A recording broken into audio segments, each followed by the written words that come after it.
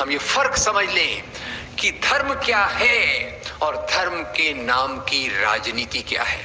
और धर्म के नाम का जो प्रोपेगेंडा है वो लोगों के मन को छू जाता है, उससे भावनाएं भड़कती हैं और उसी प्रकार के मुद्दों को वो लेकर आगे चलना चाहते हैं। इस बात पर मैं आऊंगा, पर उसके पहले थोड़ा सा मैं आपके साथ ये समझना चाहता हूं कि आखिर में खास तौर से भारत में ऐसी कौन सी चीजें हैं जिसका ज्यादा इस्तेमाल करके मुसलमानों को, इस्लाम को, क्रिश्चियंस को ज्यादा बदनाम किया गया है। मेरा विश्वास है कि दंगे होते नहीं हैं, दंगे करवाए जाते हैं, नंबर एक। दूसरा मेरा विश्वास है दंगे तब तक नहीं करवाए जा सकते जब तक समाज में नफरत फैलाई न जाए। समाज में नफरत फैलाई जाती है, उसी के कारण दंगे करवाए जा सकते हैं। और ये दंगे इसके पीछे लोग अलग अलग कारण ढूंढ लेते हैं। नफरत कैसे फैलाना, तो नफरत फैलाने के लिए अब आज के तो मामले हैं, जैसे कई मीटिंग्स में मैं जाता हूं तो लोग बड़े तकलीफ से कहते हैं, भाई देखो भाई हम तो बेचारे हिंदू, एक ही बीवी, 2 ही बच्चे, मुसलमानों का देखो क्या मजा ही मजा है, 4 बीवियां। मैं तो हाथ जोड़ लेता हूं, कहता हूं 4 बीवियां होना मजा है कि सजा मुझे नहीं पता। अब ये तो आज की बात हो गई। फिर इतिहास को ढूंढ के लाते हैं, वो बाबर की औलाद। फिर ये एक्चुअली मेरे दोस्त ने आज मुझे IIT दिनों की याद दिला दी।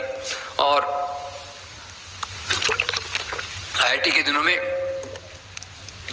बाबरी मस्जिद का टूटना मेरी जिंदगी में एक बहुत बड़ा वाकया था। मैंने इस मुद्दे के बारे में तभी सोचना चालू किया, IIT कैंपस में थे, ठीक ठाक जिंदगी है। दूसरे दिन से फैकल्टी स्टूडेंट्स बोलने लग गए, बाबर की औलाद, इधर जाओ या उधर जाओ। मैं हैरान हो गया, ये अचानक बाबर कहां से आ गया? कल तक तो बाबर दिख नहीं रहा था, ये बाबर को कौन लेके आया कब्र में से उठा के? किसको जरूरत पड़ गई बाबर की? तो पता चला कि वो जो मस्जिद थी वो बाबर के नाम पे थी। थोड़ा इन्वेस्टिगेट किया बाबर। अब देशी विदेशी लोग कहते हैं कौन देशी है कौन विदेशी है, इसके ऊपर भी मेरा बड़ा विवाद है कि अब कल हमारे मुखर्जी साहब ने बड़ा लंबा स्पीच दिया, उसमें उन्होंने मुसलमानों को आक्रामक बोल दिया। इस पे भी मैं रिसर्च करने वाला हूँ। क्या पहले देश की बाउंड्रीज थी? हेलो, क्या पहले देश की बाउंड्रीज थी? यूनाइटेड नेशंस था, अकबर, बाबर, समुद्रगुप्त, अशोक, उनका क्या रिटन कॉन्स्टिट्यूशन था कि भैया ये गांव तक मेरा है, आगे वाला तुम ले लो? अरे पहले दोस्तों देश की बाउंड्रीज नहीं होती थी। देश की कंसेप्ट, देश की भावना ये आधुनिक भावना है। जब से औद्योगिकीकरण, शैक्षिकीकरण, आधुनिक प्रशासन आया, तब से नेशन स्टेट बनना चालू हुआ। पर हम तो इतिहास में जाते हैं, बाबर विदेश से आया था। पहले देश क्या था विदेश क्या था मुझे नहीं पता, मैं उसके बारे में भी आपके साथ समझना चाहूंगा।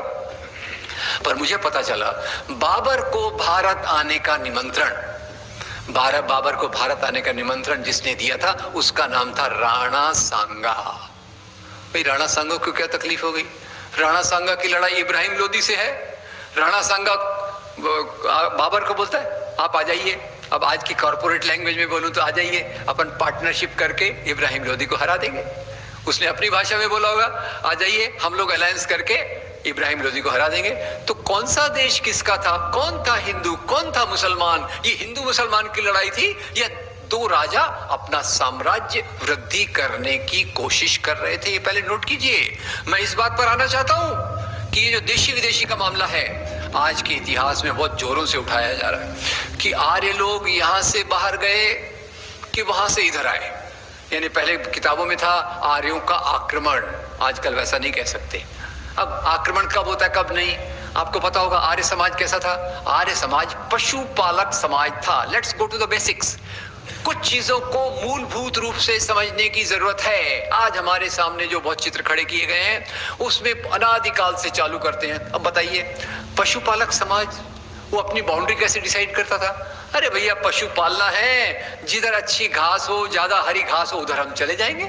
ये आज की जो देशभक्ति, तुम देशभक्त हो, तुम देशद्रोह, ऐसा मामला उस समय फॉर्चुनेटली नहीं था।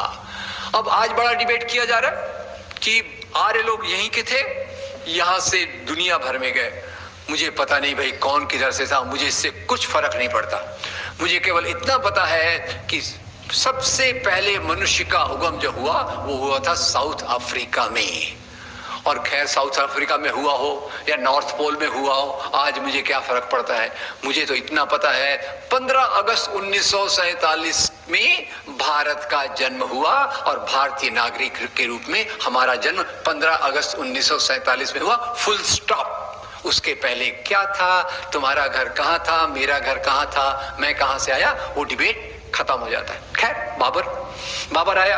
अब बाबर के बारे में अब ये जो भ्रांतियां आज डाली गई, बाबर को इतना जो विलन बनाया गया, तो उसके बारे में मैं आपको रिक्वेस्ट करना चाहता हूं कि एक बड़ा अच्छा सोर्स है anatomy of confrontation. Anatomy of confrontation ये किताब एक मशहूर हिस्टोरियन एस गोपाल ने एडिट की हुई है। और मैं पहली बार जब ये बाबरी मस्जिद का मामला आया तो मैं उसको समझने की कोशिश करने लग गया। ये क्या भाई पुरानी, अगर मान लो, पहली बात तो मैं मानता हूं कि वहां राम मंदिर था, ठीक है, होगा।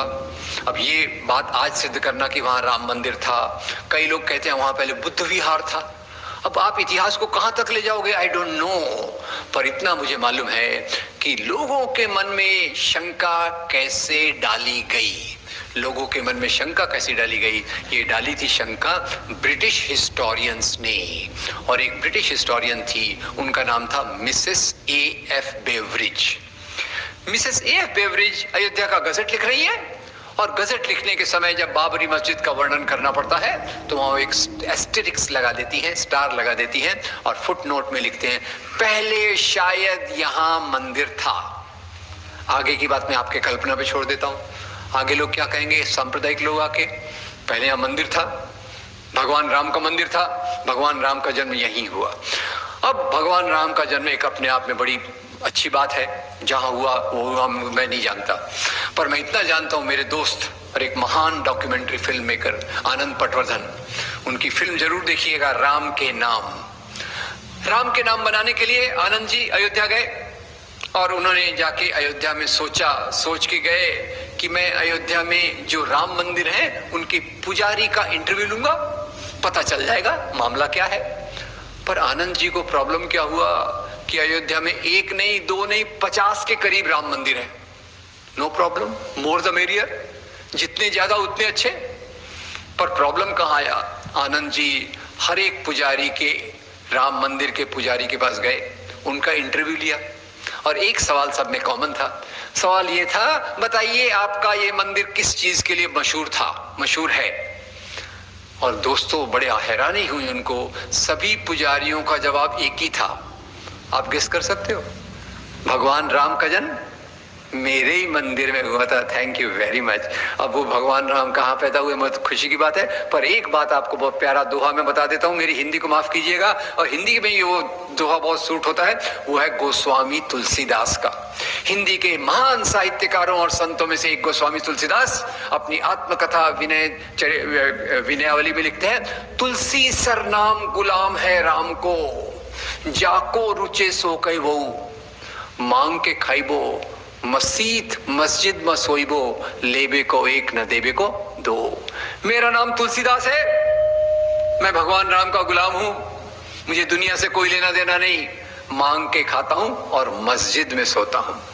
तो एक वो सच्चा राम भक्त है, उसको फर्क नहीं पड़ता कि वो मंदिर में रहता है कि मस्जिद में है। और आज वो एक पूरा राजनीतिक प्रवाह है जो मंदिर मस्जिद के नाम पर जगह जगह पॉलिटिक्स, वायलेंस, हिंसा, पोलराइजेशन, इलेक्टोरल विक्ट्री, ये सब चल रहा है। तो सच्चा राम भक्त कौन है, ये सच्चे कौन है, नकली कौन है, इसका जवाब इसके ऊपर मैं बार बार आते रहूंगा। खैर, तो फिर बड़ी तकलीफ हुई, मंदिर तोड़े गए। मंदिरों के बारे में बहुत कुछ मैंने अपनी वीडियोस में जगह जगह कहा हुआ है। एक सरल सी बात मैं मंदिर के बारे में कई बार सोचता हूँ, और मंदिरों के बारे में जो बात सबसे पहले मेरी बात आती है कि मंदिर तोड़े गए, क्या केवल मुसलमान राजाओं ने मंदिर तोड़े? सवाल नंबर 1। नंबर 2, क्या मुसलमान राजाओं ने मस्जिदें कोई तोड़ी? ये भी सवाल आते हैं, क्योंकि मैंने जहां तक अध्ययन किया, हिंदू राजाओं ने भी मंदिर तोड़े, मुसलमान राजाओं ने भी मंदिर तोड़े। मुसलमान राजाओं ने कहीं मंदिरों को तोड़ा तो कहीं मस्जिद को भी तोड़ा।